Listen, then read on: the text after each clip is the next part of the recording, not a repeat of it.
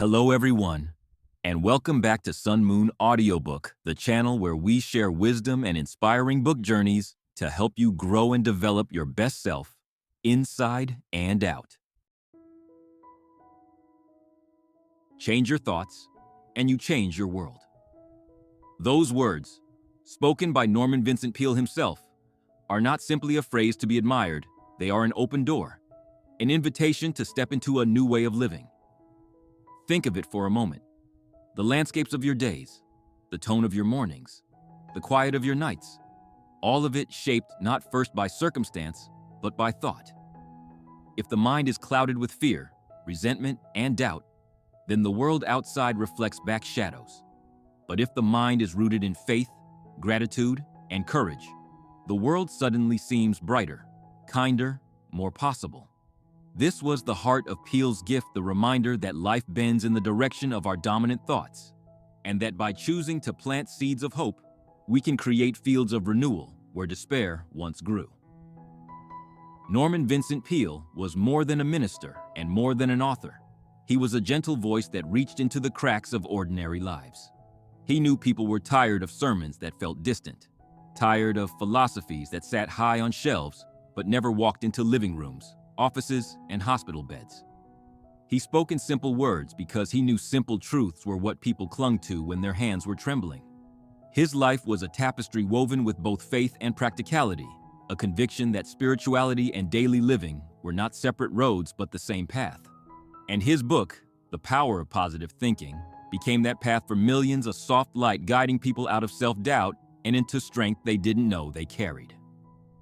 At the center of his teachings is the belief that faith is not fragile. Faith is a force, a steady undercurrent stronger than the storms of doubt. Peale insisted that if you speak words of courage, if you whisper prayers of strength, if you replace the inner dialogue of defeat with the quiet mantra of possibility, then slowly, almost imperceptibly, the mind rewires, the spirit steadies, and the body follows. He loved to remind his listeners that repetition matters, that affirmations, spoken with sincerity, carve new grooves in the soul. "I can do all things through Christ who strengthens me," he would say. And those words became more than scripture. They became medicine. It is easy to think of positive thinking as wishful gloss, a smile plastered over pain. But that was never Peale's intention. His message was not denial, but transformation. He understood that life wounds us, sometimes deeply, but he also believed that within each person is a capacity to heal through the lens of how they choose to interpret those wounds. Positive thinking does not erase hardship, it reframes it, reminding us that the meaning we assign to difficulty is what gives it power. Imagine carrying a heavy stone on your back. You could see it only as a burden, bending your body under its weight.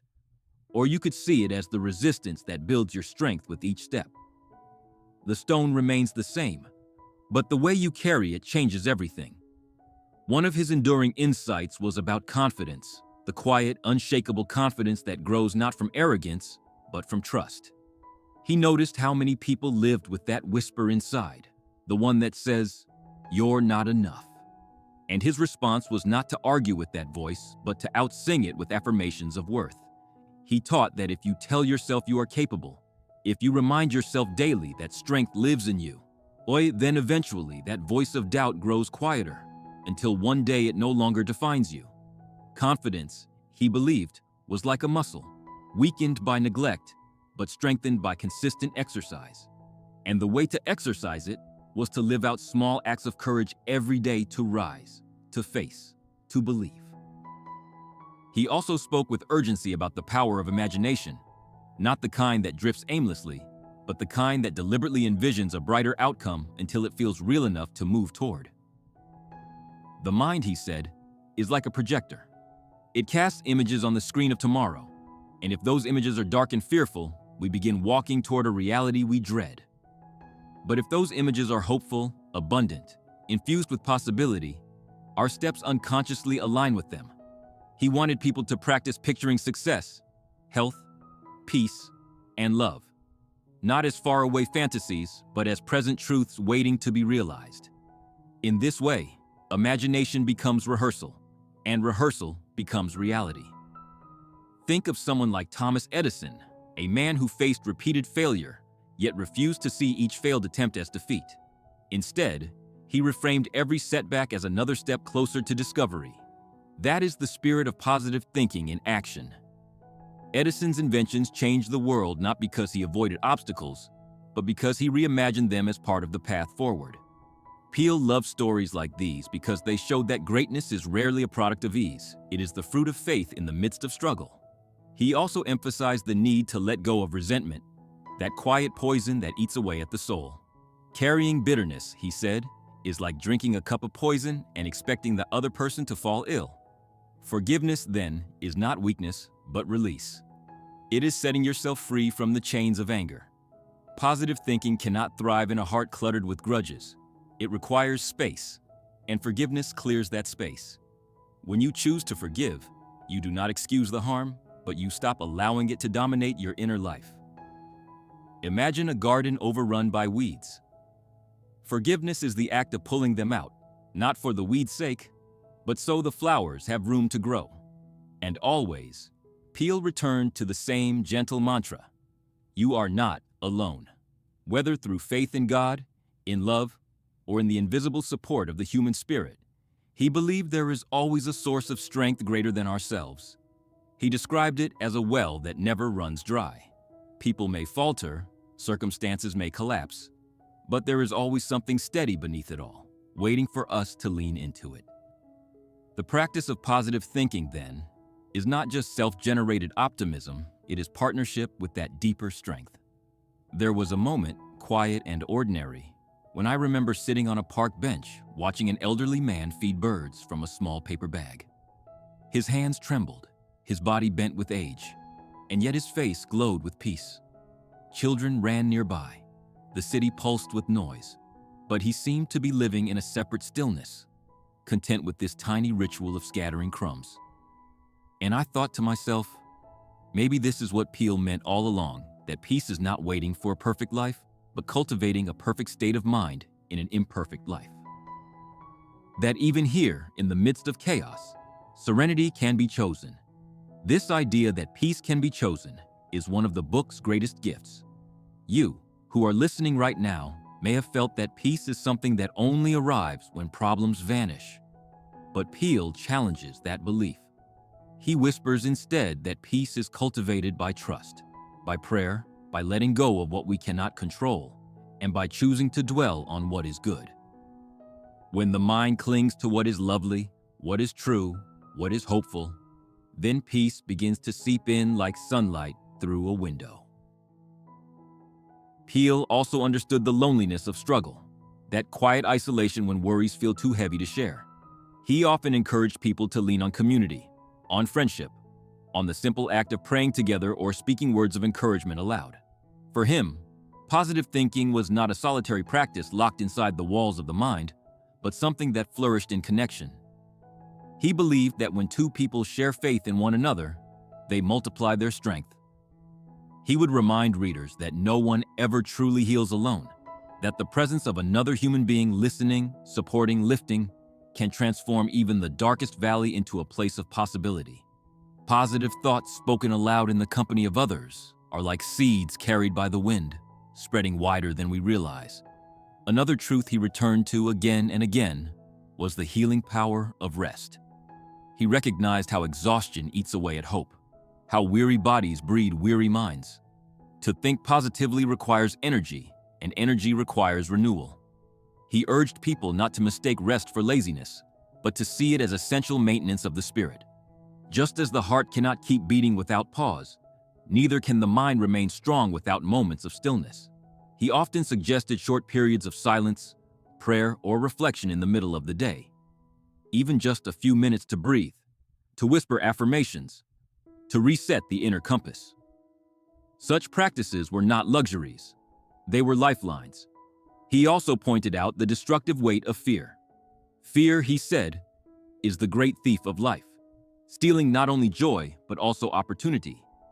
How many times, he asked, do people stand at the threshold of something beautiful and then retreat because of fear's whisper? The antidote he offered was not denial of fear, but confrontation with faith. He encouraged replacing every fearful thought with a word of trust, a prayer, or a reminder of one's inner resources.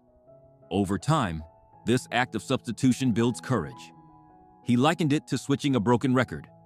If one song of defeat plays over and over, change the record to one of victory, and let that song repeat until it becomes the background music of your life. To bring this alive, consider the example of Eleanor Roosevelt. She was not born into confidence. As a young woman, she battled deep insecurity and fear of public life. Yet through deliberate practice of faith, service, and affirmations of strength, she transformed into one of the most courageous voices of the 20th century. Her story mirrors Peale's belief that positive thinking is not about personality, it is about practice. Anyone, regardless of their beginning, can choose to cultivate courage until it blooms. And there comes a point in every journey when the inner conflict feels overwhelming, when the words of hope feel almost dishonest against the backdrop of pain. Peale did not ignore this midpoint struggle. He leaned into it. He reminded people that transformation is not a straight climb, but a series of stumbles and rises, setbacks, and renewals. He asked his readers not to expect perfection, but persistence. "Drop the idea you are defeated," he wrote. "Even if you feel broken, even if failure seems permanent, you can choose again. And in choosing again, you open the door to strength." So if you, who are listening now, feel torn between belief and doubt, between hope and despair, know that this tension is part of the journey. It does not disqualify you. It does not prove you are weak. It is simply the point at which the practice of positive thinking becomes most necessary. In that space of conflict, Peale would invite you to whisper the mantra once more. You are stronger than you think. You are supported by forces greater than you, and you can rise. From here, the message deepens, moving into the way thoughts not only shape our moods, but also our destinies. Peale spoke of the subconscious mind as a soil that grows whatever is planted in it. Negative words, self-defeating beliefs, old wounds left unchecked, these take root and expand, choking out the possibility of growth. But positive affirmations, repeated with sincerity, have the power to sink down into that same soil and blossom in time. He often described the subconscious as obedient, never questioning what it is told. If it hears daily that you are weak, unworthy, or destined to fail, it will quietly build your life around that story. But if it is nourished with words of courage, worth, and victory, it will just as faithfully build a different story, one where you rise. To make this practical, he suggested beginning each day with a quiet ritual of speaking affirmations aloud. He knew the morning set the tone for everything that follows, and he urged his readers to fill their minds with hope before the rush of the world pressed in. Even something as simple as standing before a mirror and saying, "Today I will face life with courage. Today I will meet challenges with faith. Today I will walk in peace," begins to carve a new path in the mind. Over time, these small repeated acts become the architecture of a new reality. And yet, he did not shy away from the resistance that arises. He knew that for many, these affirmations felt false at first, like reciting lines from a play they did not believe. His response was gentle but firm. "Keep going." The mind, he said, may resist in the beginning, but repetition softens resistance. Just as water wears down stone, daily positive thought slowly reshapes even the most rigid doubt. He wanted his readers to trust the process, to keep planting seeds even when the soil looked barren, for growth is often hidden before it becomes visible. He also wrote about the role of gratitude as a form of positive thinking. Gratitude, he said, is not just noticing blessings, but multiplying them. To count even the smallest gifts, a meal, a smile, a warm bed, is to focus the mind on abundance instead of lack. And what the mind focuses on expands. Gratitude, therefore, is not sentimental, it is strategic. It trains the mind to see life as generous rather than scarce, to expect goodness rather than disaster. This expectation creates a posture of openness, which in turn attracts more of what we are prepared to receive. Gratitude, he believed, was the doorway to joy. And in his pastoral wisdom, he often tied this practice back to prayer. For him, prayer was not only asking for help, but aligning the mind with the deepest currents of strength. It was a way of stepping into partnership with something larger than oneself, a way of resting the burden of control and choosing to trust. He told countless stories of people who carried unbearable weight until they surrendered it in prayer, only to find their strength renewed. Prayer, he said, was the greatest act of positive thinking because it directs thoughts away from despair and into the certainty of divine care. This is where Peale's message blends into something more profound. The idea that positive thinking is not just self-help, but soul help. It is not only about achieving success or confidence, but about learning to live in a state of trust, peace, and alignment with love. It is about reshaping the inner world so completely that even when outer storms rage, the inner waters remain calm. Peale also reminded his readers that action must walk alongside thought. Positive thinking is not about sitting passively, waiting for life to change. It is about aligning the inner conviction with outer steps. He urged people to take even the smallest actions that reflect faith in a better outcome. If you are searching for work, polish your skills, make the calls, and step into interviews believing that something good will unfold. If you are longing for health, care for your body, take the walk, eat the nourishing meal, and do it all while repeating the mantra that healing is possible. He insisted that positive thought without action is only a dream. But positive thought combined with action becomes power. This marriage of thought and action builds momentum. He knew that hesitation feeds fear, while action feeds courage. Every step taken in hope confirms the mind's belief that progress is possible. He often quoted the scripture, "According to your faith be it unto you," but he paired it with encouragement to move your feet in the direction of that faith. A closed door, he said, often opens only when you knock, and knocking is the act of faith in motion. He also warned against the corrosive habit of comparison. Comparing your life to another's, he explained, is like trying to grow a rose by measuring it against an oak tree. Each life has its own rhythm, its own seasons, its own purpose. Comparison breeds envy, and envy robs joy. Positive thinking instead turns the focus inward, to the progress you are making, to the unique gifts you carry, to the quiet victories that no one else may see but that matter deeply.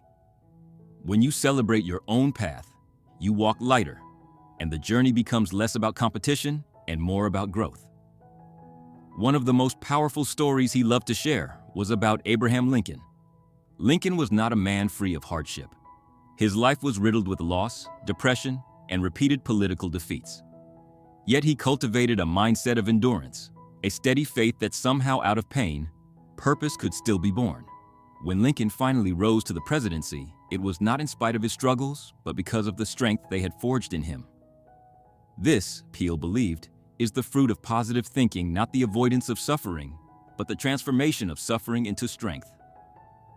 And for those who felt too broken to begin, he always returned to the gentleness of starting small.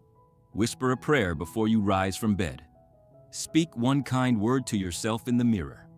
Write down 3 things you are grateful for before sleep. Tiny acts, repeated faithfully, have power beyond what they seem. They reorient the mind, and in time, the reorientation reshapes the entire life. This was not theory to him. It was a practice proven in the lives of countless people he counseled. So to you who are listening, perhaps weary and doubting, he would say, start where you are. You do not need to leap into joy all at once. Begin with one thought, one word, one action that aligns with hope. That single step can be the seed from which an entire garden of transformation grows. He often spoke, too, of the role of persistence, the quiet determination to keep moving when results are not immediate. Positive thinking, he explained, is not magic. It does not erase effort, nor does it bypass the slow unfolding of growth. Instead, it fuels persistence with the conviction that even if the road is long, progress is still possible. He used the image of water wearing down stone, not through force, but through steady repetition. So it is with positive thought and consistent action.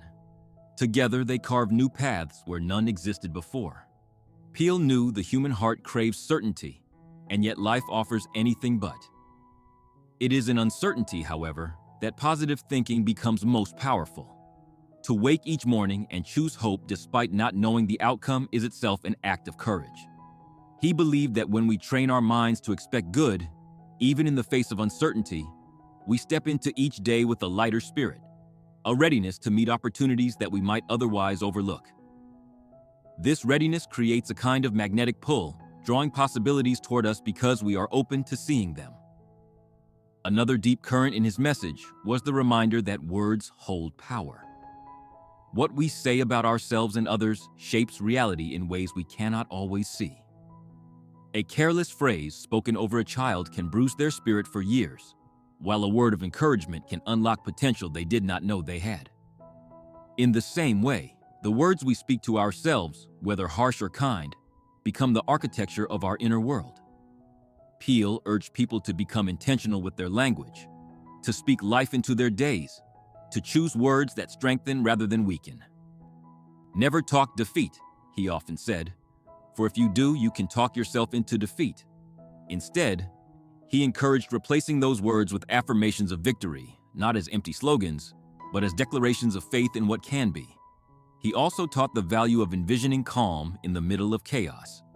When anxiety rises and the mind races with worry, he suggested closing your eyes and picturing a peaceful scene, a meadow, a quiet stream, a gentle light.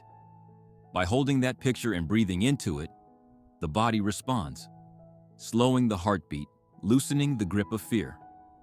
These visualizations, practiced consistently, help retrain the nervous system to respond with calm rather than panic. It is a simple technique, but for many, it became a doorway back to peace when life felt unmanageable. And in all of this, he circled back to the truth that faith and positive thinking are not separate, but intertwined. Faith is the soil, and positive thoughts are the seeds. Together, they grow resilience, courage, and joy. He believed that every person, no matter how broken, carried within them the capacity to rise again if they would only dare to plant those seeds and nurture them daily. As this message reaches its close, imagine with me a quiet sunrise. The sky is dark, the earth still cold, but slowly the horizon begins to glow. At first, just a hint of color, then a widening band of light, and finally the sun itself cresting, warming everything it touches. This is the symbol Peale leaves us with, that no matter how long the night, morning always comes. And the morning is shaped in part by the thoughts we choose to carry through the night. So take this as an invitation, gentle and small. Begin today with one affirmation of courage, one whispered prayer of trust, one word of gratitude. Let it be the seed, and watch over time how it grows into something you once thought impossible. The power of positive thinking is not distant, not abstract. It is here, waiting in the next thought you choose. And if this message has stirred something in you, if it has sparked even the faintest light of hope, I invite you to share it. Like, comment, subscribe, and let your own story become part of this circle of encouragement. Your words may be the very seed that helps another rise.